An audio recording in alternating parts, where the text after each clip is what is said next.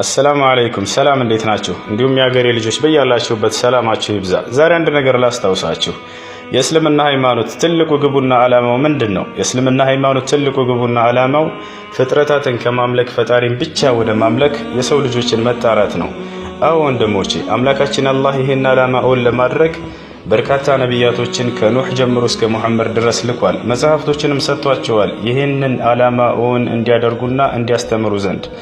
ከነዚያም ከነቢያቶች ከተላኩት መካከል አንዱ ዒሳ ወይንም ኢየሱስ ነበር። እርሱም ምን እያለ ሲያስተምር ነበር? ያ በኒ እስራኤል ዕቡዱላህ ረቢ ወረበኩም፣ እናንተ የእስራኤል ልጆች ሆይ የእኔንም የእናንተንም አምላክ የሆነውን አላህን በብቸኝነት አምልኩ። እነሁ መን ዩሽሪክ ቢላሂ ፈቀድ ሐረመ አላሁ ዐለይሂ ልጀና፣ በአላህ ላይ የሚያገራ ሰው ጀነት በእርሱ ላይ እርም ሆናበታለች እያለ ሲያስተምር ቆይቷል። ሁሉም ነቢያቶች ይህ ነበር አስተምሮታቸው። አሰላሙ አለይኩም።